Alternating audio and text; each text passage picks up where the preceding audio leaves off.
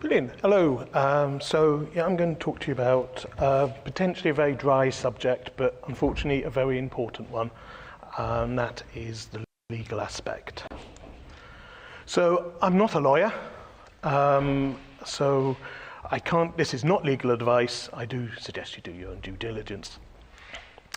So I've divided this into three different parts, an epic.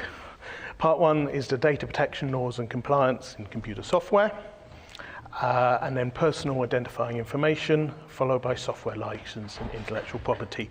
To give you a bit of additional context where I'm coming from, we developed a cloud-based service for analyzing various pathogens, including tuberculosis and COVID, and we provide a command line application to allow users to upload their FASTQ files, their genetic information, into our service, and we have a web portal which allows you to see the progress of the upload and analysis, and then extract the results back to your own computers.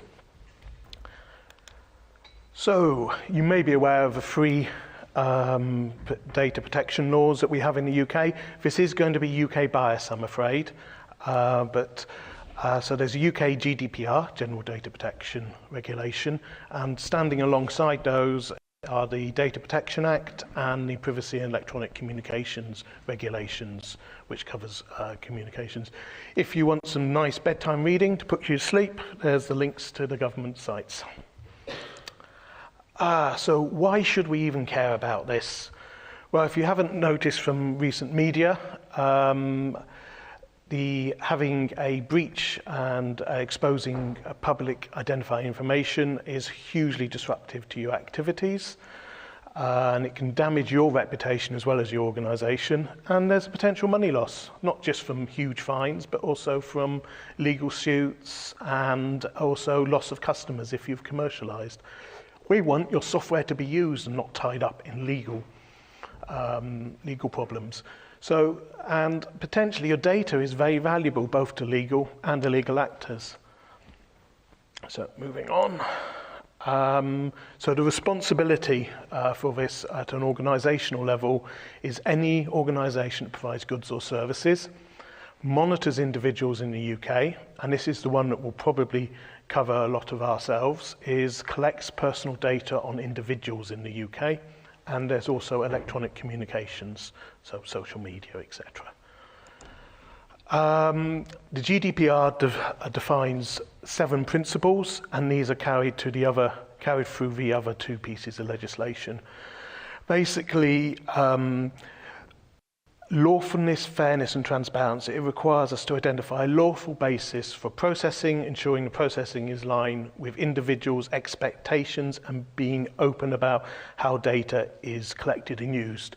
So for those in the medical thing, this is informed consent, basically. The individual needs to know what their data is going to be used for and how long it's going to be kept.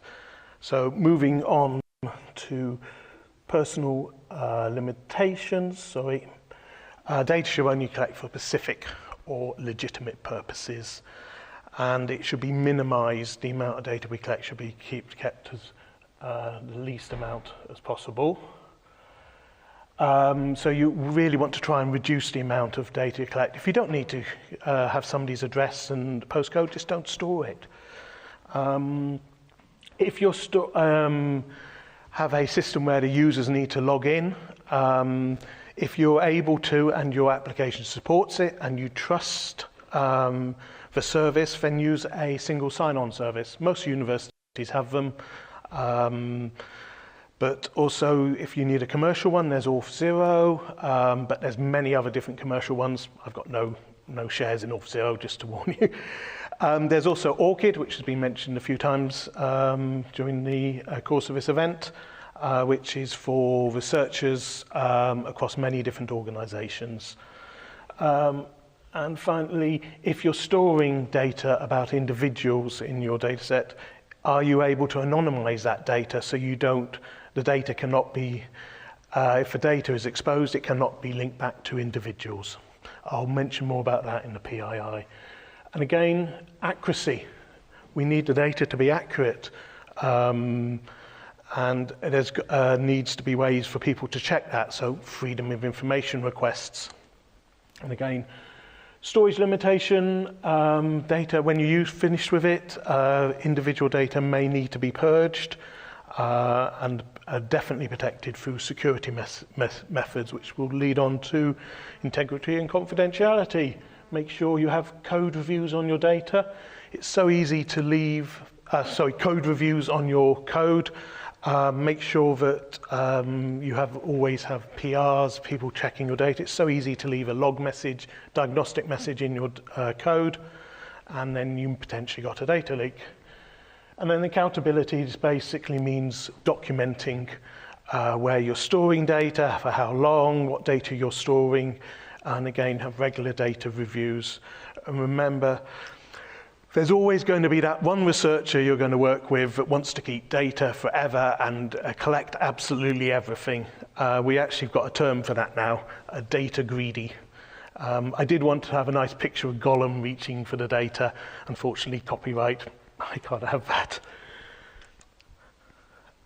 So, security. There are various checkers available for your code, like GitHub has a Dependabot, which will check to make sure your dependencies are up to date and make sure you're all security. There are various scanners for if you're Dockerizing, containerizing your application, which will report on the common vulnerability and exposures, CVEs. It's possible to also now see the CVEs in Docker Desktop. I just noticed that a few weeks ago. I hope it's very useful. Obviously, not all CVEs you're going to be able to fix. Pip has got one at the moment, which applies to all versions. So if you're using Python, it's a bit hard to fix that CVE. And I'm not familiar with other container registries like GitLab, but I'm assuming they got similar services. So, moving on. Cookies. We've all probably been to websites and had to click through the cookie acceptance. They can be very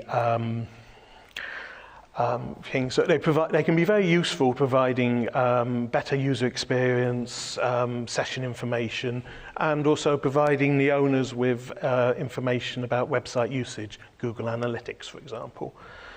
They're pretty standard cookie statement up there. Don't expect people to read it, but if your organization has a standard cookie statement, perhaps use that. Don't reinvent the wheel. I'm just linking here to the University of Oxford's cookie statement. So moving on, other potential data leakage points. Don't forget the logs. Data can very easily get into the logs. Maybe just a debugging statement left in there. And this is obviously the reason why PRs and code reviews. Don't know if anybody remembers, but there was the log4j issue, which was a very useful package for Java, allowed us to log everything. Unfortunately, it had a big exploit in it and not only allowed access to the logs, but also remote code execution. And I'm sure most institutes took immediate action to remove that problem. You also have got monitoring tools such as Sentry, Prometheus, Loki, etc., which information can possibly get into. So again, review those with in your data reviews, and of course be careful about uploading data in test CSV files to GitHub or GitLab, for example. And finally, don't forget the backups. Your backups are probably going to have all the historic data in them as well. So basically, if they're going off-site, which you probably should as part of your data backup strategy, make sure they're encrypted and the keys are kept somewhere very safe. So where to get help? Most of the organizations, universities, are going to have a data protection officer. They're required to by law. So you potentially can be a very useful source of information. You may even have an InfoSec team and their website, and they should be providing you with information. Some universities delegate the responsibility for data protection down to the head of department, which may further delegate it to individuals in that department. Again, if you can find those individuals. And this is something I wasn't that aware of until very recently, was the data management plan is usually a document that was required by most research institute funders, and it will provide information about how data is stored, how it's collected, and how it's purged after the thing. So, yeah, if you're working with research data and you've been asked to produce a new application for them, ask to see the data management plan. And finally, freedom of information requests. Usually you can just link to, on your web portal, if you're providing that type of service, link to the organization's freedom of information link. So moving on, personal identifying information. So it's any information connected to a specific individual that can be used to uncover that individual's identity. I must say, sharing PI can have huge benefits both to the organisation and the individual.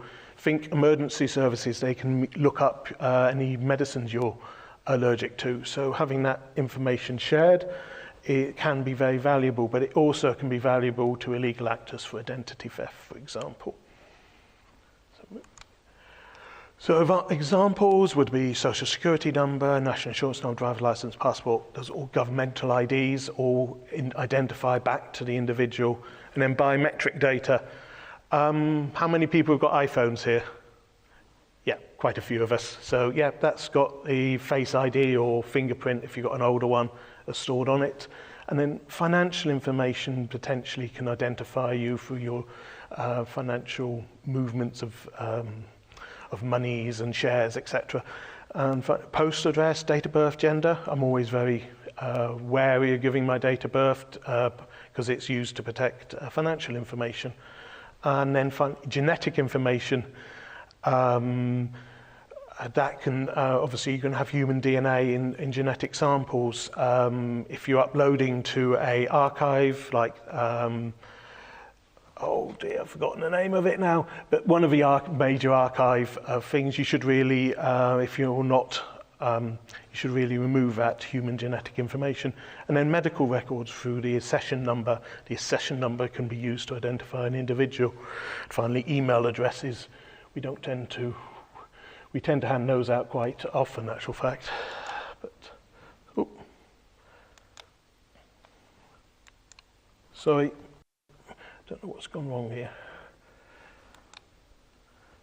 So, handling PII.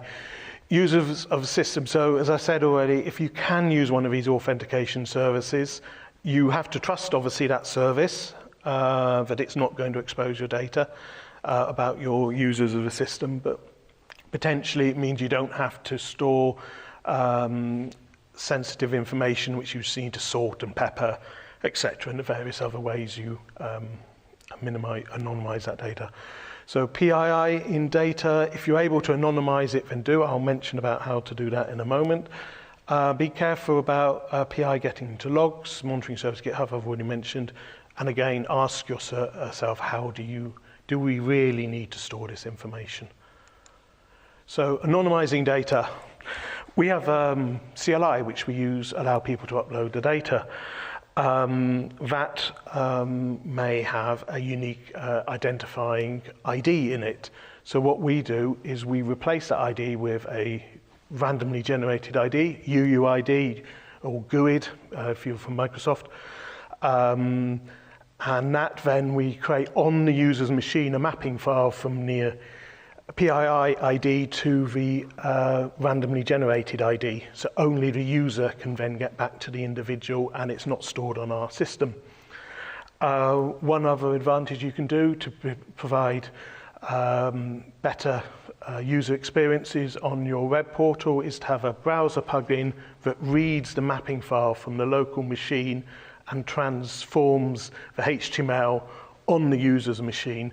So the random generated PII is replaced with the one from the mapping file, the PII ID. So that modifies the HTML on the end user's ID. Thank you.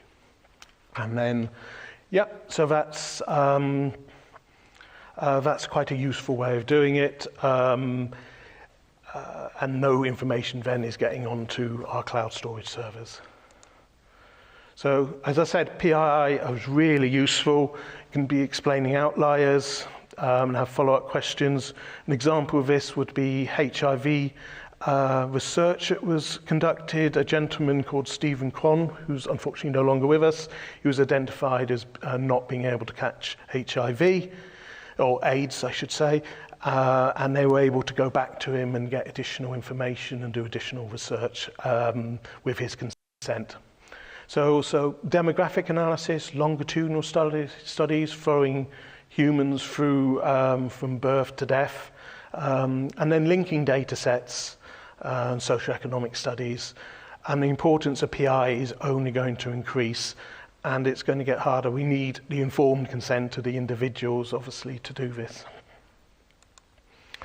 Okay, moving on to software licenses. So how many people have found a really good Python package, utility, which they want to look at, use? It solves a lot of the problems. Yeah. Was your first inclination to look at the license? Oh, well, that's great. So yeah, if you don't look at the license, then potentially you could be creating problems for yourself.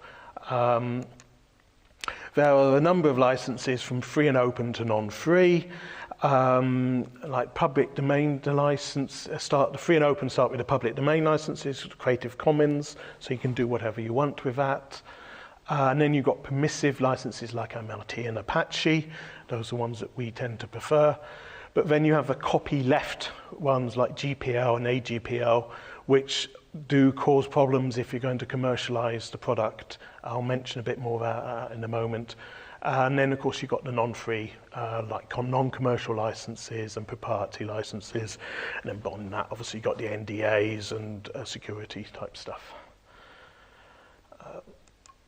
So why did we have a problem with AGPL? We had our CLI actually used a piece of software which was licensed under AGPL, and it meant we could not distribute it with that CLI. The way we got around this was basically the user would install the CLI and it would then go out and download it, pull it down as a package. Basically, if you make changes to AGPL code and distribute it, then you need to make your modifications available to users in source form to make legally compliant. So it potentially can be a problem with distributing your software.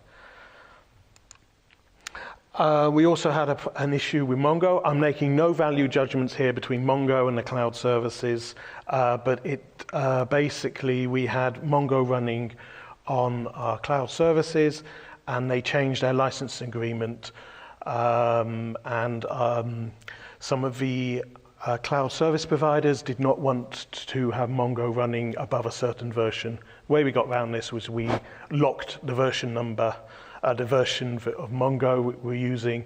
This meant we weren't getting security updates, so we had to replace it eventually. So part 3 of intellectual property. Now, I really like this. Intangible creations of the human intellect. That's a lovely sentence. So basically, now I'm going to pronounce this wrong, patent your software. I pronounced that wrong, I know. So it basically will help stop people from stealing or copying, one, the names of your products or brands, your inventions, design or look of your product, and things you write or make or produce. So I've got 2 anecdotes here which are not software related, I'm afraid, but they will hopefully demonstrate why you should patent and do IP. So I had a personal communication from the head of forest research at Alice Holt, and they claimed that they invented these tree grow tubes, which you may have seen on the motorways across the country. You'll see them everywhere now. Thank you. But basically, he reckoned that if they just got 1 pence from every grow tube, they could fund all their research into perpetuity. And the second example here was designed at Oxford by, should know this name. Apologies. Yeah, so by Charles Elton and co. It was never painted, and now these mousetraps sell for over £50 on NHSBS. So yeah, moving on. Basically, you designed, you put all the hard work into designing the software and thing. You should get a cut of the profits if it's going to be commercialized. So, so the IP process can be very complicated and therefore take time. We were incredibly lucky at Oxford. We got a really good team which helped us through the process. You have to complete an invention record and explain what have you done and who was involved. You also have to basically detail all the dependencies, their licenses and where they're stored, and maybe even go into sub-dependencies as well. And then everything is reviewed and sent back. Different organizations do it differently, but basically that's the basic process. So in summary, review the information you're storing, data reviews, perform security reviews on your systems and code, and beware of license you're using, including your dependencies, and keep up to date with changes with licenses that you are supporting, including supporting your infrastructure. So I would like to thank the following people, and a big shout out to Jeremy, who's on the cloakroom watching this remotely. Jeremy Swan, that is. Anyway, thank you, and questions?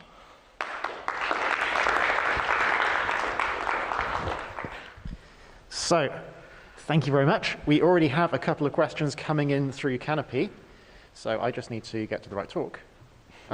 So,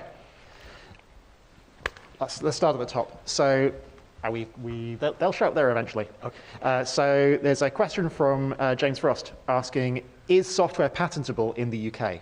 Or patentable, either? Well, I assume so, because we've done it. I'm wondering if it's more the ideas that are paintable rather than the actual software. But yeah, as far as I know, it's definitely patentable. If anybody can correct me on that, I will. Yeah, if you want to elaborate on Canopy or come and have an argument afterwards, then please keep the argument civil and within the code of conduct. So the next question, I apologize if I mispronounce anyone's name, is from Shayab Sufi, who asks, do you have any examples of handling special category PII in a different way from normal PII? Not really. We work in the clinical side of things, so we're very aware, and we have lots of, the organisation provides lots of courses that we have to follow the standards. Basically, we're removing the accession number or any identifier or information. We do the genetic information, we do run it through various tools which are made publicly available. Hostile, Read It and Keep are two examples to remove the human DNA from the pathogen data which we're interested in. So there's a question from Anonymous, who is a prolific question asker today. So who do you envisage being primarily responsible for meeting the legal requirements of research projects? For example, all RSEs or specialist roles? It goes all the way up from the individual all the way up to the data protection officer for the organisation. Everybody has got responsibilities to ensure that personal data is not exposed. Okay. So there's another anonymous question, and I can see why they've asked this anonymously because it's a provocative question. So they say, to be provocative, can this question go on the screen because only half of it's on my phone, please? Regarding MIT versus GPL, should one be able to commercialize the freely given labor of the wider community without giving back to the community, without giving back to the public? So I'm going to step away from being Oxford for a moment and be personal. I think anybody who's put in the work to get the producer software should get properly compensated for their work. If it's made available free and you can do everything, obviously you can commercialize it like the Creative Commons license, etc. But I think people should, in the absolute minimum, should be acknowledged for the hard work that they put in. Yep. Okay. So there's some feedback on the software patents. So I don't think so as such. It would be very unusual. I think if you had a physical invention with embedded software, that might be more appropriate. Yeah. So, yeah, again, this session is not legal advice. Please go and talk to intellectual property lawyers for the definitive answer on that. And they'll probably say, they don't have one. The courts will decide. But yeah. So there's a question from Farouk Diblin, who asks, what are your suggestions on licensing and IP of generative AI end products, such as generated code, text, and images? I deliberately didn't put this in because it's a very controversial subject. Obviously, any of the models are going to be generated against a certain amount of data, and that data may be owned by specific people. As far as I'm aware, my organisation is still discussing how they're going to be using AI, and it's still very much an open question. And I believe it's still to be tested in courts. So right. I don't know is basically the answer to that one. Yeah, I'm not sure anyone does. Yeah. James has asked, the terms of large organizations that offer multiple services tend to be too general to usefully communicate a specific services privacy policy. How should we balance making privacy policies useful and ensuring they cover all legal bases? Ooh. That's a difficult one, and I would say again, I don't know. Yes, we've all come across end-user license agreements, etc. There's in the media at the moment a certain large data tech company has just been pulled up on breaking its end-user license agreement. So if you're in America, you can claim lots of money. But unfortunately, we're not. But yeah, I don't know, to be honest. Apologies. It's a big question, isn't it? Yeah. So I think we have time for at least one. There's at least one more question here. So Andrew Lister has asked, how do we improve knowledge flow from DPOs to RSEs? That's a good question. As I say, we're very lucky, and we've got a whole InfoSec department with a very well-created website where you can go for the information. It can be very frustrating. I had a particular question, which I won't elaborate on, but about securing some data, and finding the right person to answer that question was very complicated because it was across multiple organizations. So I completely understand that it's very complicated, but you potentially should be able to go to either the DPO or the head of your department and get the information. Unfortunately, if you're from a smaller organisation, it can be even a lot more difficult than one of the larger universities, for example, that have set this all up properly. Well, I'm not saying small organisations don't set it up properly, but they just have less resources. Exactly. Okay, I think I will avoid delaying everyone's lunch, and I will say that's all the questions we have time for. So let's thank Mark and all of these session speakers again.